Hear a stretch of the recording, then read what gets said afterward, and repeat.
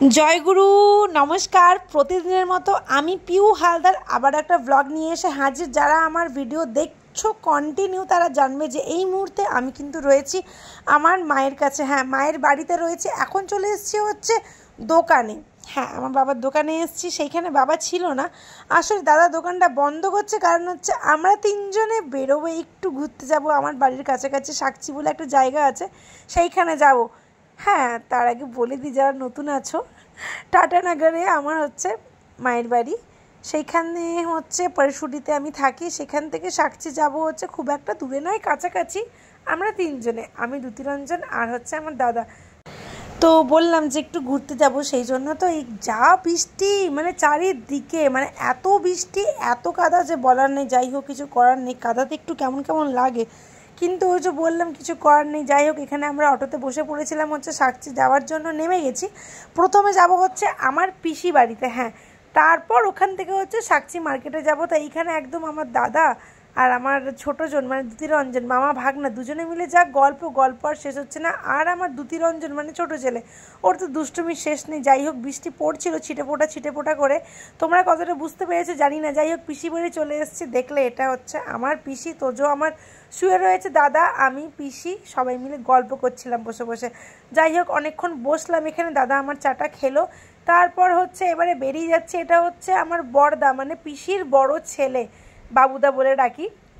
তো দাদার হচ্ছে এটা দোকান।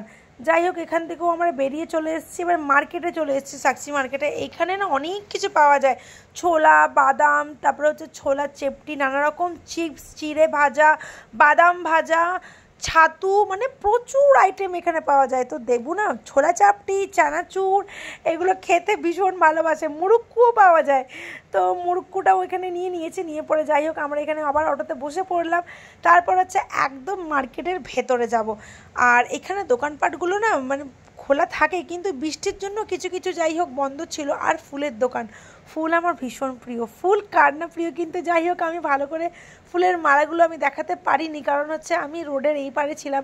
আর এইখানে দাতুন বিক্রি হচ্ছিল, শালপাতার প্লেট, বাটি, শালপাতা এরকম বিক্রি হচ্ছিল। তো ভাবলাম চলো একটু তোমাদের জন্য ভিডিও নিয়ে নেওয়া যাক। আমি চলে এসেছি মার্কেটের মাঝে। আর তোমরা কি বুঝতে পারছো, বৃষ্টি কিন্তু ছিটেফোঁটা পড়ছেই। যাই হোক, তোজো আমার মাথাটাকে উপরে একটা যাই হোক ক্যারি ব্যাগ নিয়ে নিয়েছিল। যাই হোক, এইদিকে হচ্ছে আমরা হেঁটে যাচ্ছি। এই মার্কেটটা কিন্তু বেশ ভিড় হয়, কিন্তু এই বৃষ্টির জন্য দেখলে তোমরা বিদ্যুৎও চমকাচ্ছিল, কিছু দোকান আর কি বন্ধ হচ্ছিল।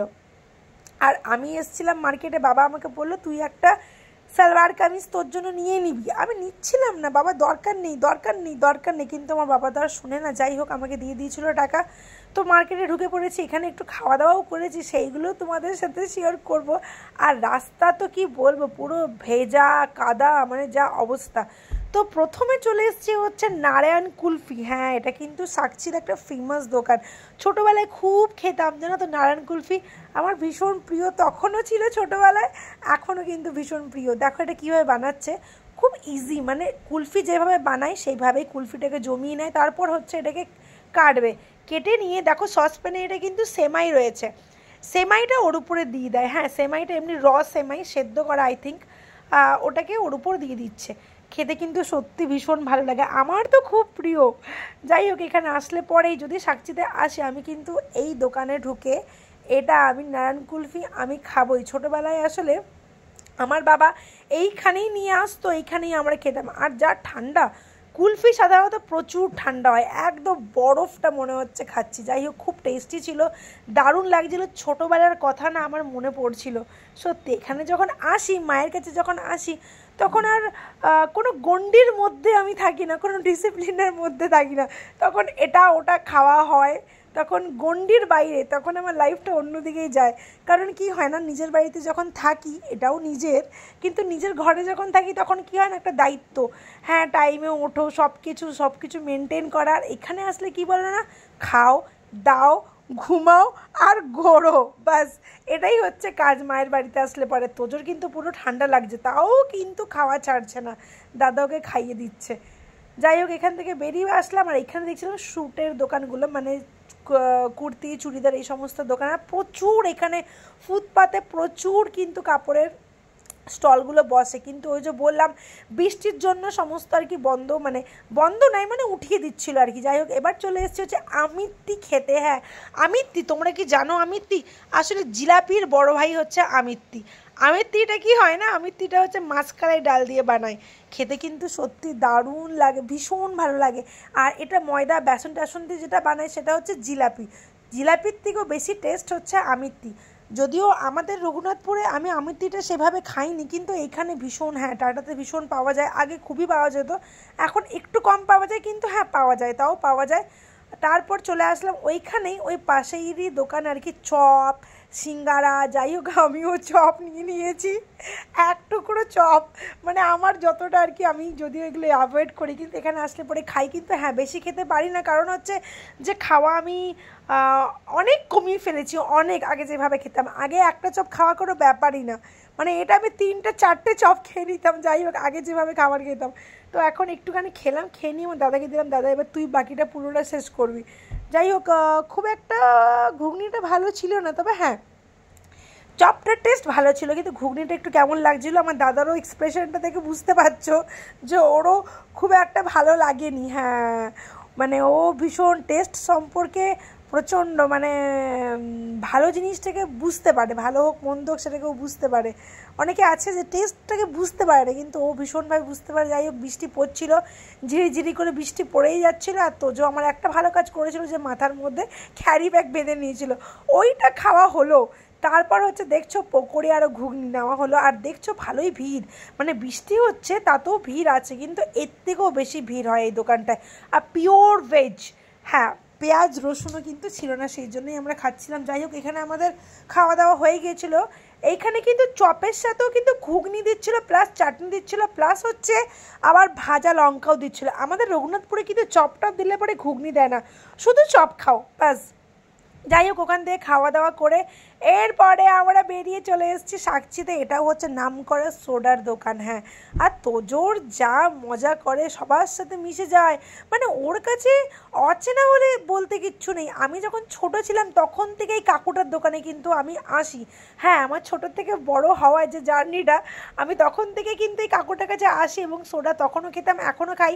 তবে হ্যাঁ, খেলাম যে সোডাতে, এবারে কিন্তু সেই আগের মতো টেস্ট, আগে যে ঝাঁঝ ছিল সেটা কিন্তু নেই। যাই হোক, দিন দিন সব কিছু পাল্টাচ্ছে, ভালোর দিকে তো কিছু যাচ্ছে না, ভালোর দিকে আস্তে আস্তে কমের দিকেই সব কিছু যাচ্ছে। যাই হোক, এখানে সোডা টোডা খাওয়া, সোডা টোডা নয় সোডা খাওয়া হয়ে গেল। এরপরে চলে যাচ্ছি হচ্ছে, বললাম যে বাবা আমাকে বলেছিল আর চুড়িদার নেওয়ার, চুড়িদারের পিস নেওয়ার জন্য, সেই জন্য আমি চলে এসেছি এখানে সাকচিতে একটা দোকানে, ফুলকারি, দোকানটার নাম হচ্ছে ফুলকারি। প্রথমে ঢুকবার সময় ক্যামেরাটা আমি অন করিনি, কারণ হচ্ছে না আগে জিজ্ঞাসা করে নিই, পারমিশন নিইনি তারপরে। তো যাই হোক, এখানে দেখো স্যুট পিসগুলো কিন্তু ভালোই লাগছিলো। আসলে আমি কালারফুল প্রচণ্ড পরতাম, কিন্তু আজকাল কেন জানি না খুব কালারফুলটা আমার একটু মানে ভালো লাগছে না, একটু লাইট লাইট কালার, একটু হোয়াইট হোয়াইট কালার আমার বেশি ভালো লাগছে চোখে। তো সেই জন্য আর কি আমি হোয়াইট দেখে একটা দেখছিলাম, পছন্দ হলো আমার একটা হোয়াইট আর ইয়েলোতে, এটাও খুব একটা ভালো লাগছিল না কাপড়টা। আমি আসলে কটন চাইছিলাম, পিওর কটন। এই পিঙ্কটাও কিন্তু ভালো লাগছিল, কিন্তু আগে ভীষণ পরতাম, এখন একটু কেমন লাগে। যাই হোক, যদি কখনো মনে হয় আবারও পরা যাবে সেটা বড় কথা না। এইখানে হোয়াইট আর পিঙ্কে দেখাচ্ছিল, কিন্তু বেশ ফাঁকা ফাঁকা ছিল, যার জন্য বেশি হোয়াইটটাই মানে দেখাচ্ছিল, ওই জন্য অত হোয়াইটও তো ভালো লাগে না বলে, একটু কাজ যদি না থাকে, যার জন্যে এটা আমি নিলাম না। নিচেরটা একটা ছিল ইয়েলো আর হোয়াইটে, ইয়েলো আর হোয়াইটে ওই পিসটা নিলাম, নিয়ে পরে হচ্ছে এবার আমরা বেরিয়ে পড়লাম। হ্যাঁ, এখানে কর্নেটো খাবো। ঘোরাফেরা হয়ে গেল, সেই বিকালে বেরিয়েছিলাম, রাত হয়ে গেল, এরপর চলে যাব হচ্ছে বাড়ি। ভিডিওটা কেমন লাগলো নিশ্চয়ই জানিও কমেন্ট করে, আমি কিন্তু অপেক্ষা রইলাম। দেখো, তোমরা সাপোর্ট না করলে আমি কি করে এগোবো। ততক্ষণ ভালো থেকো, সুস্থ থেকো, টাটা, বাই বাই।